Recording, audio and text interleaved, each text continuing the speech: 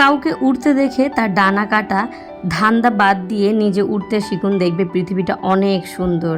আমি বোকা নই, আমি চুপচাপ আছি বলে ভেবো না আমি কিছু জানি না, বরং আমি সব কিছু জানি, শুধু চুপ থেকে মানুষের অভিনয়গুলো দেখি। বই থেকে শিক্ষা নিতে গেলে ঘুম পায়, আর জীবন থেকে শিক্ষা নিতে গেলে ঘুম উড়ে যায়। হ্যালো ভিউয়ার্স, গুড মর্নিং, শুভ সকাল। সকলে কেমন আছো? আমার দেশ বা দেশের বাইরে সকল বন্ধুদের জানাই অনেক অনেক স্বাগতম এবং অনেক অনেক ভালোবাসা। আমার সকল বন্ধুদের জানো ঠাকুর সুস্থ রাখেন এবং ভালো রাখেন। চলো কিছু ভিডিও রিলেটেড কথা আগে বলে নিই এবং আমার পরিচয়টা আমি দিয়ে নিই। আমার নাম মিঠু মণ্ডল, আমার চ্যানেলের নাম মিঠুস ফ্যামিলি।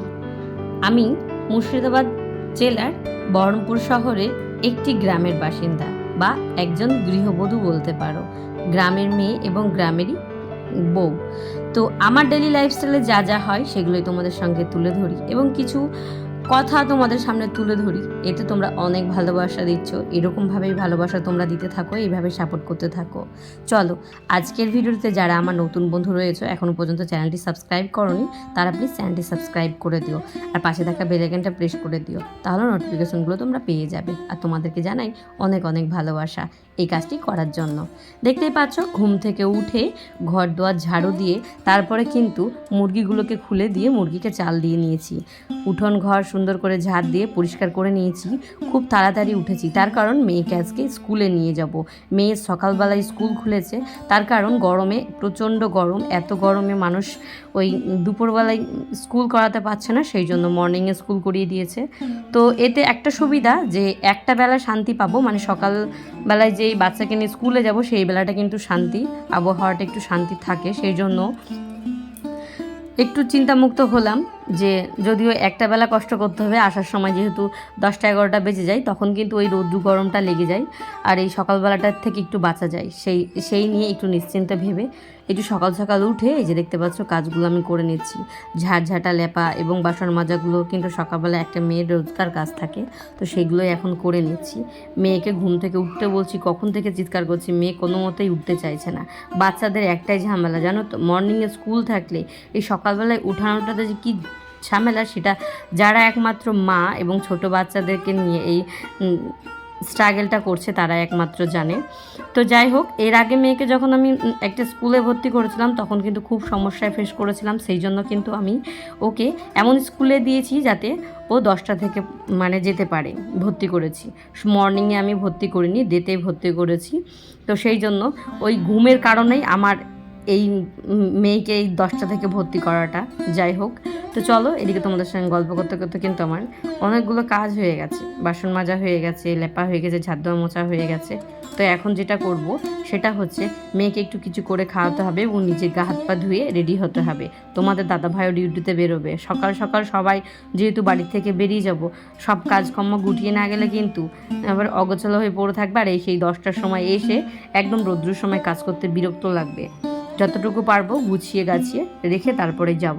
তো চলো বন্ধুরা, ভিডিও শুরুতে কিছু কথা বলেছিলাম সেই কথাগুলোর উত্তরই দিই। চলো পুরো ব্লগটা তোমরা দেখতে থাকো। প্রথমে একটা কথা বলেছিলাম, বই থেকে শিক্ষা নিতে গেলে ঘুম পায় আর জীবন থেকে শিক্ষা নিতে গেলে ঘুম উড়ে যায়।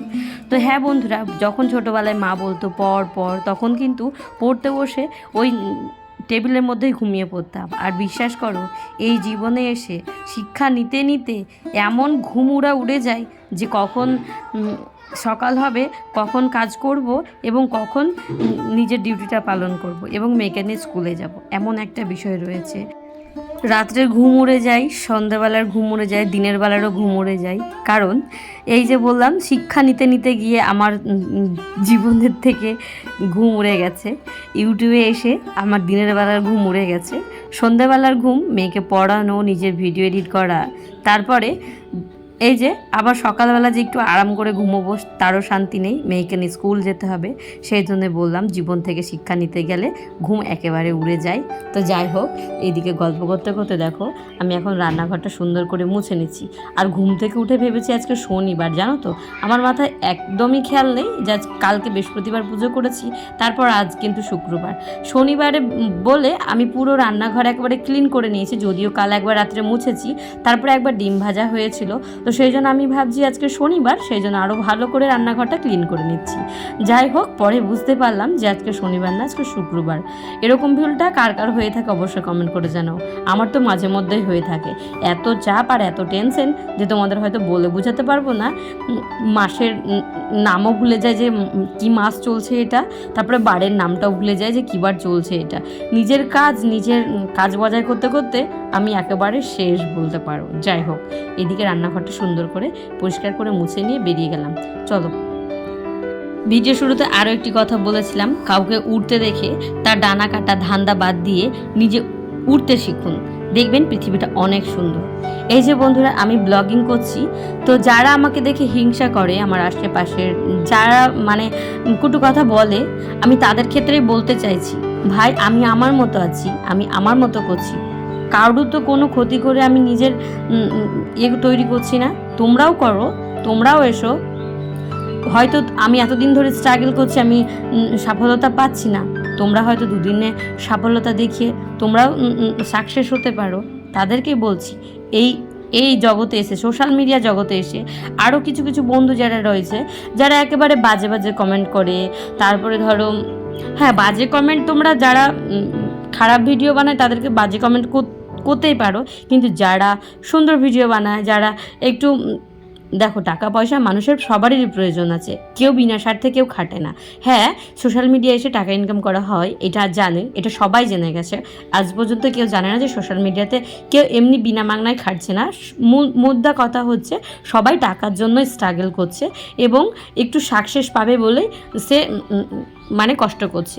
তো যাই হোক, তো কারো ভালো মন্দ বিচার না করে কাউকে বাজে কমেন্ট করবে না। তো যাই হোক, আগের ভিডিওটিতে আমাকে একটা দিদিভাই কমেন্ট করেছে, দিদিভাইটার নাম আমার এই মুহূর্তে মনে পড়ছে না। তো আমার ভিডিও দেখে বলেছে, দিদি তুমি খুব অনেক স্ট্রাগল করো, তোমার মতো কয়জন ভাবে এবং তোমার মতো কয়জন সংসারে খাটে, এরকমই একটা কথা বলেছিল। যাই হোক, আমরা বেরিয়ে গেছি, কিন্তু এখনো টোটো আসছে না। আমি হাঁটতে শুরু করেছি, দেখা যাক কতক্ষণে টোটো আসে, তারপরে কিন্তু স্কুল যাওয়া হবে। যদি টোটো না পাই তাহলে আবার ঘুরে বাড়ি যেতে হবে। এত উঠাচ্ছি ওকে, তখন থেকে উঠতেই চাইছে না। অবশেষ টোটোটা পেয়েছি, মা মেয়ে চেপে গেছি, গোড়া বাজার পর্যন্ত যাব, তারপরে কিন্তু আবারও আমাদেরকে টোটো চেঞ্জ করতে হবে। দেখতেই পাচ্ছ, সকালে সবার মর্নিং স্কুল, সবাই কিন্তু স্কুলের জন্য রওনা দিচ্ছে, আমরাও কিন্তু রওনা দিয়েছি। তো দেখো বন্ধুরা, অনেক কষ্টের পর টোটো পেয়েছি, আবার টোটো চেঞ্জ করেছি। তারপরে এই যে দেখো, মেয়েকে নিয়ে এখন হাঁটতে হাঁটতে চলে যাচ্ছি স্কুলে, আর অনেকটা লেট হয়ে গেছে। তো চলো, স্কুলে ওকে ঢুকিয়ে দিয়ে তারপরে আবার আসছি।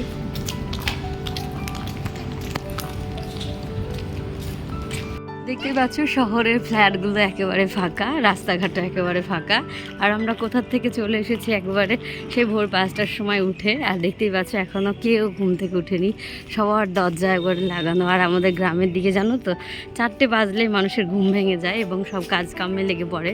আর শহরের মানুষের যেহেতু টাজগুলো কম, সেই জন্য কিন্তু একেবারে সবাই এখনও ঘড়ি কাটা 7টা বাজতে চলেছে, নিশ্চিন্তে ঘুমাচ্ছে।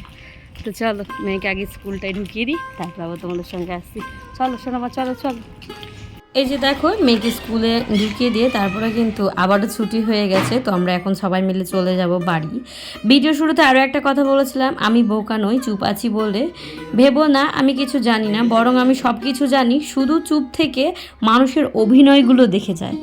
এটাই সত্যি কথা, আমি সব কিছুই জানি, কিন্তু চুপ থেকে মানুষের অভিনয়গুলো সত্যিই দেখতে দারুণ লাগে। মানে কে কেমন মানুষ, মানে পৃথিবীতে আর চিনতে বাকি নেই। তো এই বয়সে এসে সবটা চেনা হয়ে গেছে। যাই হোক, এদিকে কিন্তু বাড়ি এসে এত গরম লেগেছিল যে তোমাদের হয়তো কি বলবো, বলে বোঝাতে পারবো না। আর খিদেও পেয়েছিল প্রচণ্ড। তারপরে এই যে একটু খাওয়া দাওয়া করে আবার রান্না করে নিয়েছি।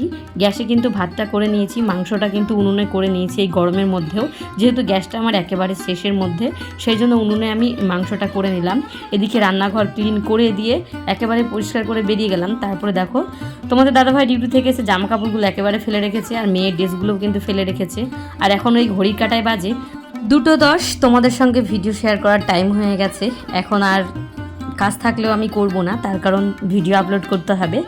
এই যে এত রোদ্রের মধ্যে বাইরে কাজ করাটা অসম্ভব ব্যাপার, সেই জন্য কিন্তু আমি দরজাটা একেবারে লাগিয়ে দিয়ে তারপরে যেটা করব, একটু রেস্ট নিব, নাইলে শরীর একেবারে ক্লান্ত হয়ে পড়বে। আর ভিডিওটা শেয়ার করে দিয়ে কিন্তু আমি একটু ভিডিওর কাজগুলো যেগুলো বাকি থাকে রিলসের, সেই কাজগুলো আমি করি। আর এই যে দেখতে পাচ্ছ একেবারে ঘর নক করে দিয়েছি, তার কারণ বাইরের ওয়েদারটা যেন ঘরে না ঢুকতে পারে, মানে বাইরের গরমটা। আর রান্নাঘরে লাইট জ্বলছিল, সেটাও বন্ধ করে দিলাম। আর আজকের মতো ব্লগটা এতটুকুই। আজকের ব্লগটা কেমন লেগেছে অবশ্যই কমেন্ট করে জানাও। আর প্রচণ্ড জল তেষ্টা পাচ্ছে, এই গরমে জল ছাড়া আর মনে হচ্ছে কোনো কিছুই ভালো লাগছে না। তবে খাওয়া দাওয়া এখনও পর্যন্ত হয়নি, পরে করব। তো যাই হোক, আজকের মতো ভিডিওটা এখানে শেষ করলাম। Tata, bye bye. সকলে ভালো থেকো, সুস্থ থেকো, ঠাকুরের কাছেই কামনাই করি।